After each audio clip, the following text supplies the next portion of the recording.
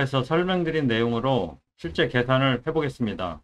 조건은 증축, 용도는 1종 근생 의원, 구조는 조립식 패널, 1제곱미터 기준, 해당 층은 3층으로 가정을 하고 산출을 해보도록 하겠습니다. 첫째, 신축 가격 기준액은 행안부 고시 기준 80만원, 구조지수는 조립식 패널 0.55, 용도는 1종 근생 의원 1.12, 위치지수는 개별 공시지가를 70만원으로 했을 때 0.98을 적용하시면 되겠습니다. 안녕하세요. 오늘 주제는 이행강제금 계산을 위한 시가표준액입니다. 위반 건축물로 등재되면 이행강제금을 해당 시군부로부터 부과받게 되는데요. 금액이 적정하게 산출되었는지, 적발 전 양성화를 진행하고 싶은데 이행강제금이 얼마나 되는지 궁금해 하시는 것 같습니다. 경우의 수가 너무 많아서인지 정확한 이행강제금 산출식을 알 수도 없고, 유튜브나 인터넷상에 있는 자료를 보면 전문 용어와 복잡한 내용으로 어려움을 겪으시는 것 같아 이번 영상을 준비했습니다. 내용이 방대한 관계로 1부 시가표준액, 2부 이행강제금 산출로 나누어 설명드리도록 하겠습니다. 오늘은 첫 번째 시간으로 이행강제금 산출의 출발점인 시가표준액을 알아보도록 하겠습니다. 세금의 종류에는 국세와 지방세로 나뉘게 되는데요. 시군구에서 부과하는 이행강제금은 지방세 산정 기준이 되는 건물 시가표준액과 국세와 지방세 산정 기준이 되는 주택 공시가격을 이행강제금 계산 시 적용하게 됩니다. 먼저 시가표준액의 뜻을 알아보겠습니다. 시가표준액이란 취득세, 재산세 등 세목별 과세의 기준이 되는 물건의 적정 가액으로서 지방자치단체의 장이 결정 고시한 금액이 되겠습니다. 여기서 참고로 이행강제금 산정 기준이 있는데요. 산정 기준이 두 가지가 있는데 각각 시가표준액의 100분의 50 금액, 시가표준액의 100분의 10 범위에서 위반 내용에 따라 정한 금액, 이렇게 각각 시가표준액이 산식에 들어가 있습니다. 그래서 이행강제금 산정을 하기 위해서는 시가표준액을 먼저 산출을 하셔야 됩니다.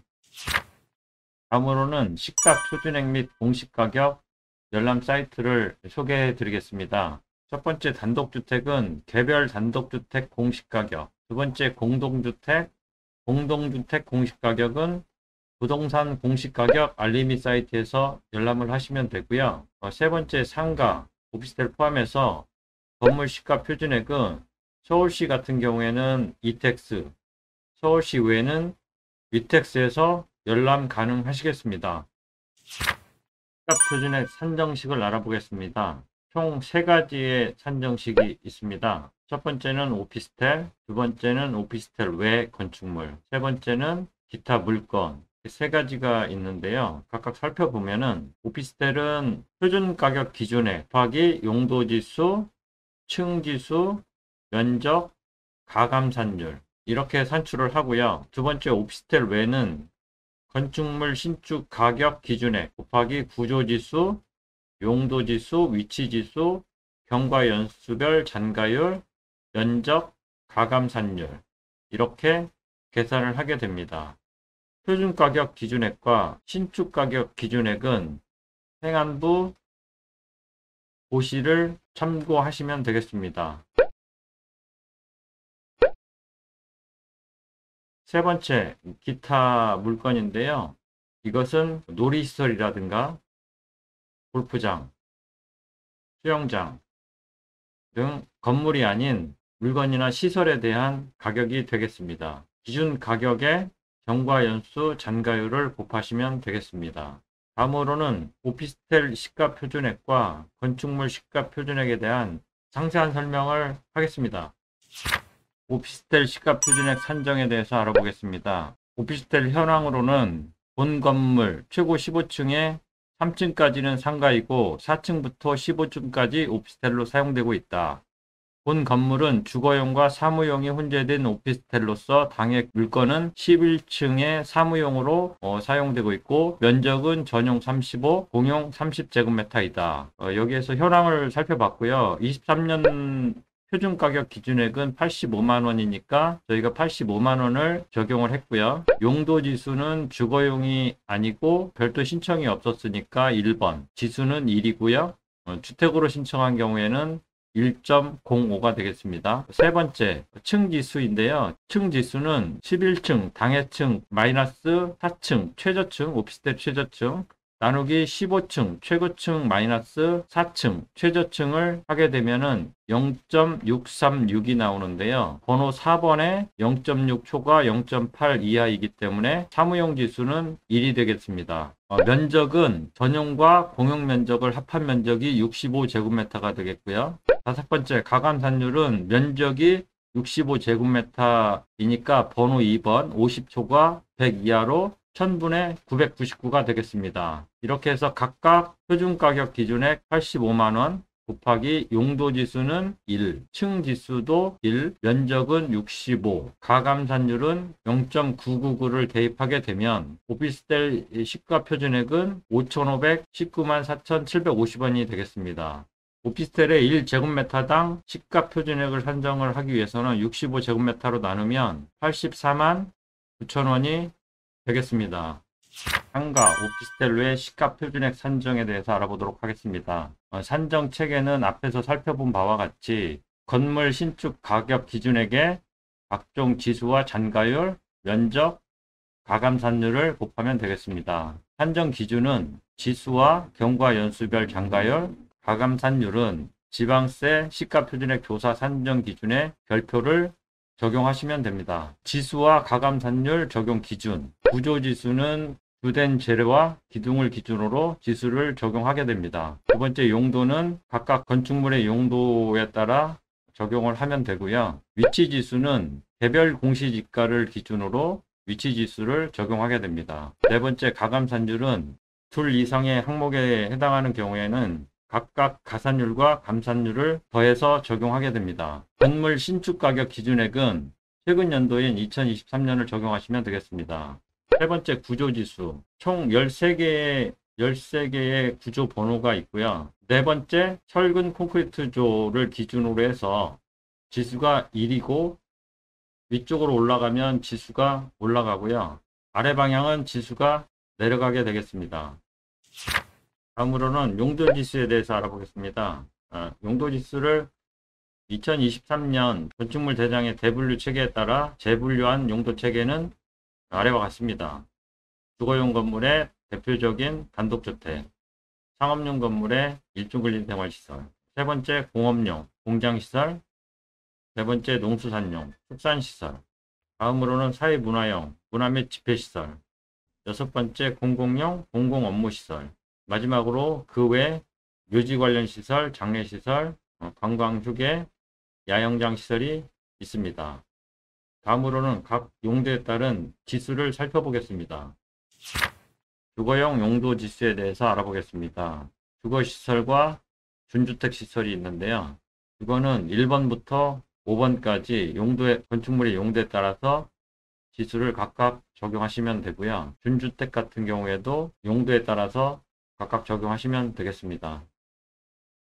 상업용 건물 중 일종 근린생활시설은 용도지수 1.12를 적용하시면 되고요. 이종 근린생활시설 같은 경우에는 0.96을 적용하시면 되겠습니다. 다섯 번째, 위치지수입니다. 위치지수는 건축물 부속 토지가격, 즉 개별 공시지가를 기준으로 하게 됩니다. 적용 방법은 토지가격이 제곱미터당 110만원이었다고 가정을 했을 때 지역번호 12번 100만원 초과 120만원 이하일 경우 지수는 103을 적용하시면 됩니다. 1.03이죠.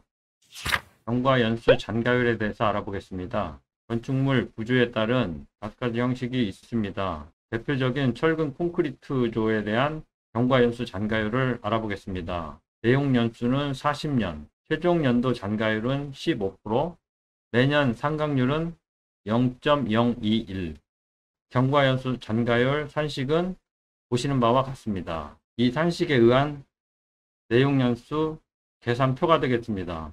2023년 올해를 기준으로 1이 되겠고요. 연도가 과거로 갈수록 건축물의 가격은 떨어지게 됩니다. 최종 15%, 0.15가 되겠습니다. 가감산 특례에 대해서 알아보겠습니다. 가산 대상과 가산율은 보시는 바와 같고요.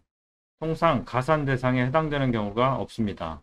두 번째로 감산 대상 및 감산율. 단독주택 60제곱미터 초과 85제곱미터 이하일 경우에는 감산율이 0.03, 60제곱미터 이하일 경우에는 0.05가 되겠고요. 주택의 차고 0.45, 나머지 특수건축물은 통상 해당이 되지 않고요.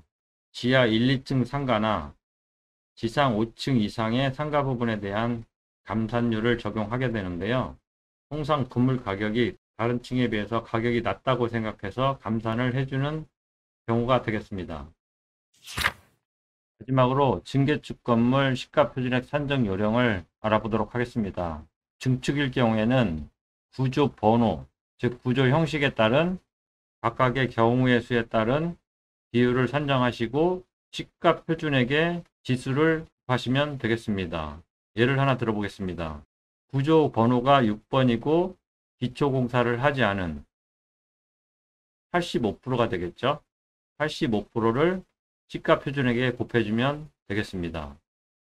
대수선도 마찬가지인데요. 구조 형식과 대수선 허가일 경우와 대수선 신고인지를 확인 후 지수를 결정하셔서 시가표준액에 해당 지수를 곱해서 산정하시면 되겠습니다. 앞에서 설명드린 내용으로 실제 계산을 해보겠습니다.